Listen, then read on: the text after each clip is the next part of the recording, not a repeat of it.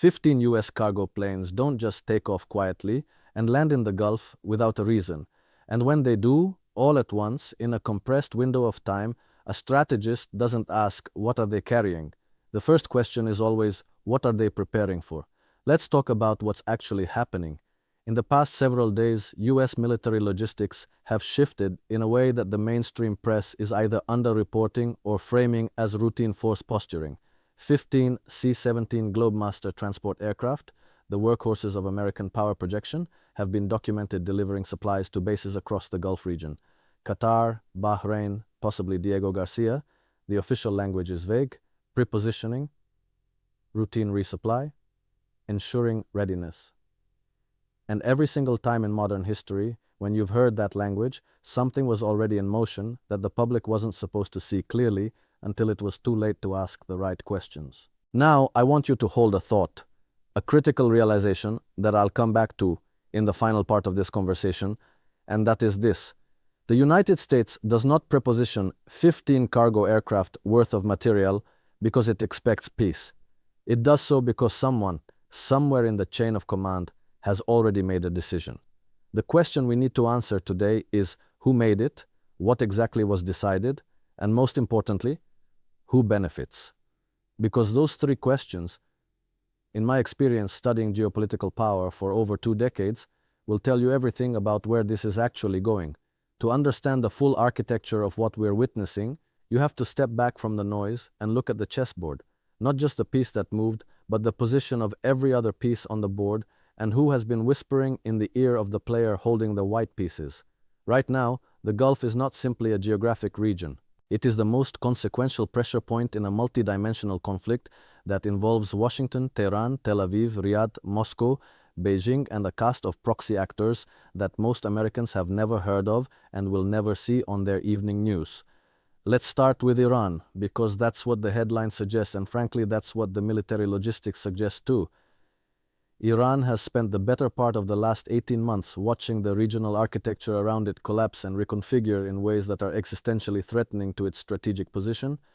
The Abraham Accords, which were largely a Washington and Tel Aviv project sold to the Arab world as normalization, but were in substance a military encirclement strategy, have steadily pulled Gulf states into a security alignment that effectively surrounds Iran on multiple fronts. When you add to that the ongoing degradation of Hezbollah as a military force in Lebanon, the fragmentation of Hamas as a governing and fighting entity in Gaza, and the continued pressure on Houthi supply lines and command infrastructure in Yemen, what you begin to see is not a collection of separate conflicts.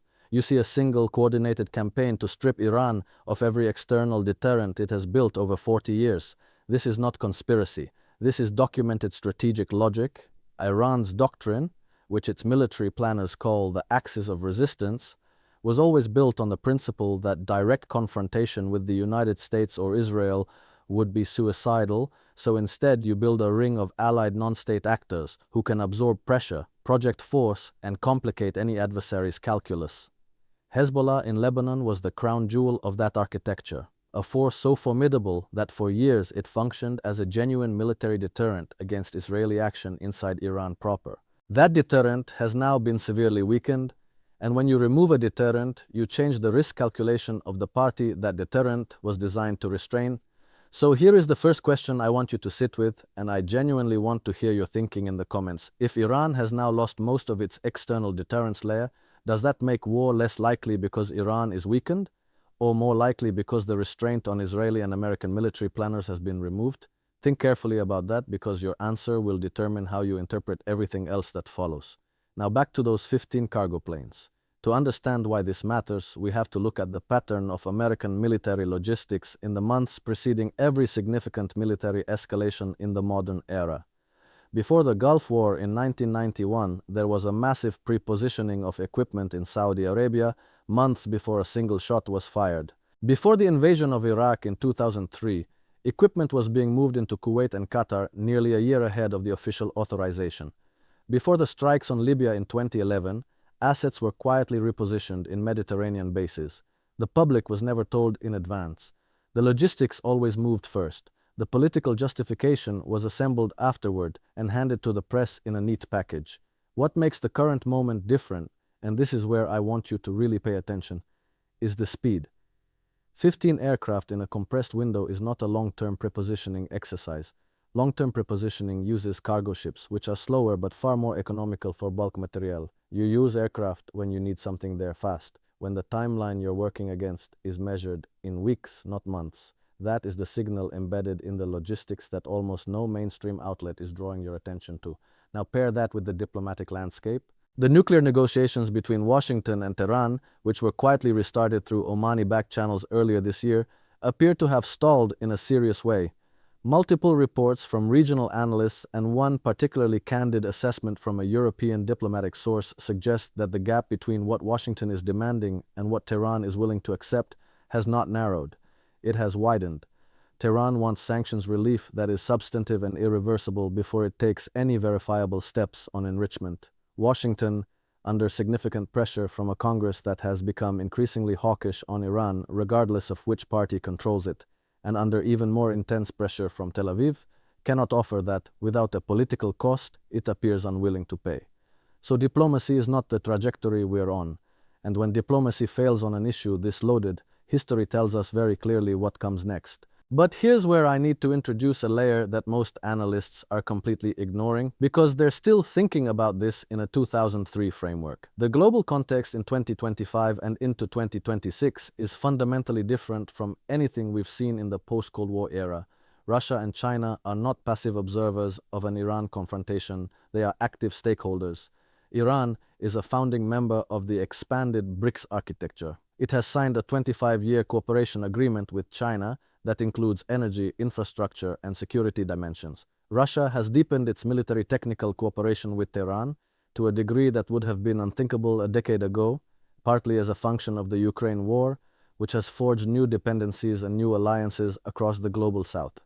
Any military strike on Iran does not happen in a vacuum. It happens in a world where Beijing has explicitly tied its own energy security to Iranian oil flows, and where Moscow has publicly stated that it views Western military action against Iran as a threat to the regional security architecture it is trying to build. This is not about whether China or Russia would intervene militarily. Most serious analysts agree that direct military intervention is unlikely, too costly, too escalatory, too unpredictable.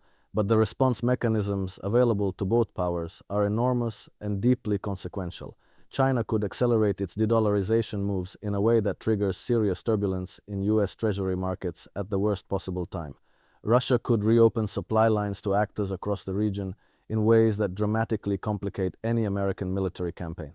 And both powers could use an Iran conflict as the perfect geopolitical cover to make moves in Taiwan, in Central Asia, in Africa that would otherwise draw Western attention and resistance. So I want to ask you the second question that I think deserves serious reflection. Is a war with Iran something the United States can actually afford, economically, militarily, and in terms of global standing, in this particular moment in history? Because I think the honest answer, when you set aside the chest beating and the political theater, is far more complicated than the hawks in Washington are willing to admit publicly. Let me take you into the economics for a moment, because this is where the real story lives and where the mainstream narrative is most aggressively managed. The United States is currently running a fiscal deficit that is, in any honest accounting, unsustainable. Interest payments on the national debt have now exceeded the defense budget as a line item. The dollar's role as the global reserve currency, which is the mechanism that has allowed Washington to run these deficits without the kind of currency crisis that would destroy any other country, is being quietly but systematically challenged by a growing coalition of nations that are settling trade in currencies other than the dollar. Saudi Arabia, which for 50 years was the absolute cornerstone of the petrodollar system, has been conducting oil sales in Chinese yuan. That is not a footnote. That is a tectonic shift that the American public has not been adequately informed about.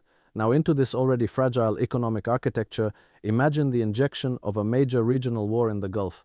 Oil prices spike, not modestly but dramatically, because the Strait of Hormuz, through which roughly 20% of the world's oil supply passes, becomes a war zone. That price spike is inflationary in ways that the Federal Reserve cannot control through interest rate policy because it's a supply shock, not a demand shock.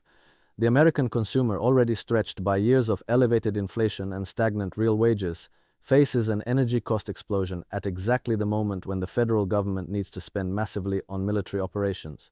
The bond market, already skeptical of American fiscal discipline, starts pricing in much higher risk. and allies in Europe, who are still trying to rebuild their own energy security after the destruction of Nord Stream and the end of cheap Russian gas, face an economic crisis that strains the political cohesion of NATO at the very moment Washington needs it most.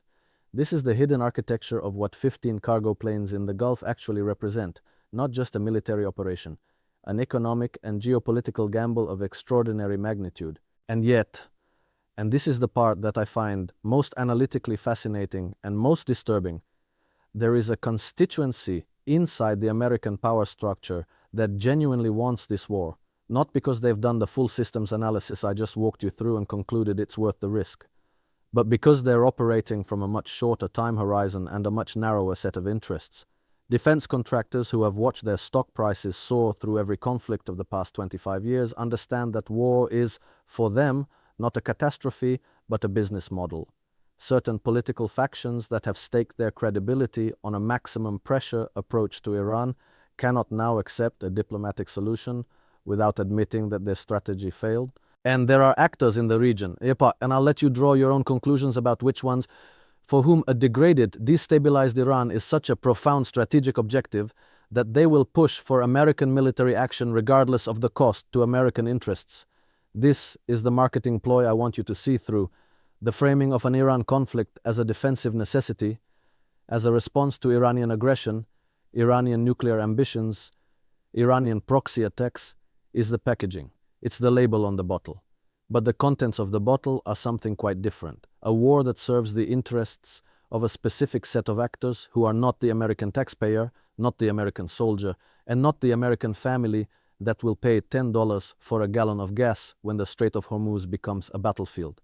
To understand why this particular moment is so dangerous, we have to look at the internal Iranian calculation, because Tehran is not a passive actor waiting to be struck. Iranian strategic thinking has evolved significantly since 2020, when the assassination of Qasem Soleimani demonstrated that the United States was willing to cross lines that had previously been considered too escalatory.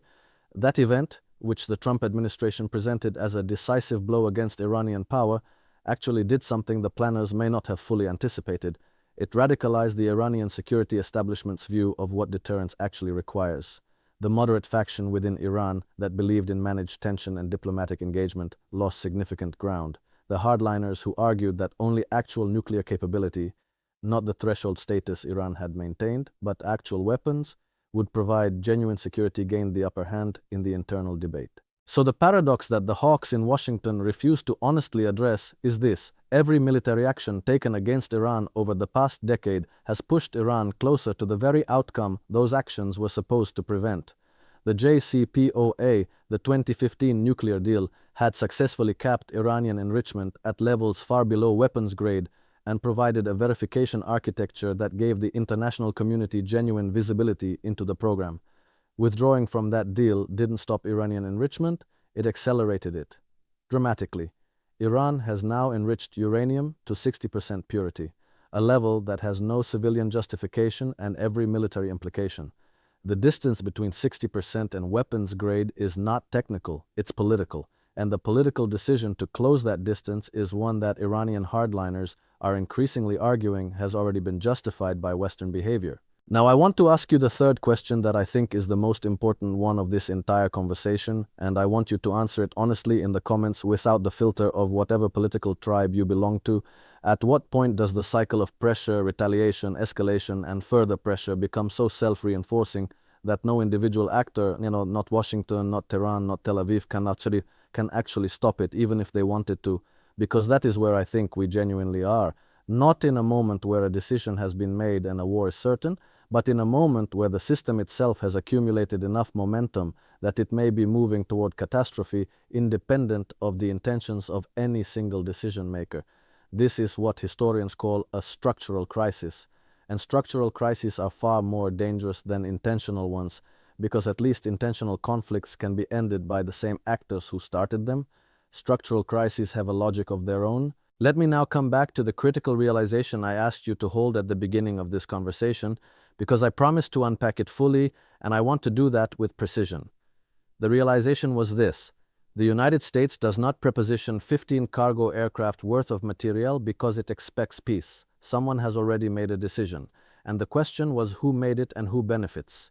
Here is my honest assessment. Based on the confluence of signals I've described, the decision that has been made is not necessarily the decision to go to war with Iran. It may be more precise to say that the decision to make war the default option, the fallback, the endpoint of the current trajectory, has been made. What's being preserved for now is the appearance of a diplomatic off-ramp. The negotiations through Oman, the carefully worded statements from State Department spokespeople, the occasional expression of openness to dialogue. These are not genuine peace efforts at this stage. They are what I would call strategic theater, the performance of diplomacy that allows all parties to claim they tried everything before the bombs fall. And that performance requires an audience, which is why it's being conducted just visible enough for the press to report on, but not transparent enough for genuine public scrutiny. Who benefits? Let's be precise. Israel benefits from a degraded Iranian military and nuclear infrastructure in ways that extend its regional military dominance for at least another decade. Saudi Arabia, despite its recent diplomatic opening toward Iran, benefits from suppressed Iranian influence in Yemen, Iraq, and Lebanon, all of which represent ongoing constraints on Saudi regional ambitions. American defense industry benefits in ways I've already described. And certain political figures in Washington benefit from the nationalist energy that war reliably generates, at least in its opening phase, before the costs become undeniable. Who does not benefit? The Iranian civilian population, which will absorb the immediate human cost. The American military family, whose sons and daughters will execute operations designed by people who will face no personal consequences. The global economy, which cannot absorb an oil price shock of the magnitude a Gulf war would generate without serious recessionary consequences, and frankly, the long-term strategic position of the United States itself, which will have spent whatever moral and financial capital it has left on a conflict that, even in the most optimistic scenario, does not produce a stable, peaceful Middle East, because no military action in the last quarter century has produced that outcome, and there is no serious analytical reason to believe this one would be different. So where does that leave us? The cargo planes are in the Gulf, the diplomacy is stalling, the regional deterrence architecture has been degraded, the internal Iranian calculation is hardening, the economic conditions for absorbing a prolonged conflict are worse than they have ever been, and the political system in Washington, captured as it is by interests that profit from conflict, is not generating the kind of leadership that could navigate a genuine off-ramp. I'm not telling you war is inevitable. I am telling you that the distance between where we are and where we don't want to be has never been shorter, and the mechanisms that might reduce that distance, genuine diplomacy, honest public debate, leadership that prioritizes national interest over donor interest, are precisely the mechanisms that are most conspicuously absent from this moment. The final question I'll leave you with is the one I think matters most for how you engage with everything you're about to see in the news over the coming weeks. When the justification for military action is presented to you, and it will be presented, polished and urgent and emotionally compelling, what framework will you use to evaluate whether it's true? Because the quality of your framework will determine whether you're a citizen making an informed judgment or an audience receiving a product. And right now, more than at almost any point in recent memory, the difference between those two things matters enormously. Drop your thoughts below. I read every comment. And if this kind of analysis is useful to you, you know what to do.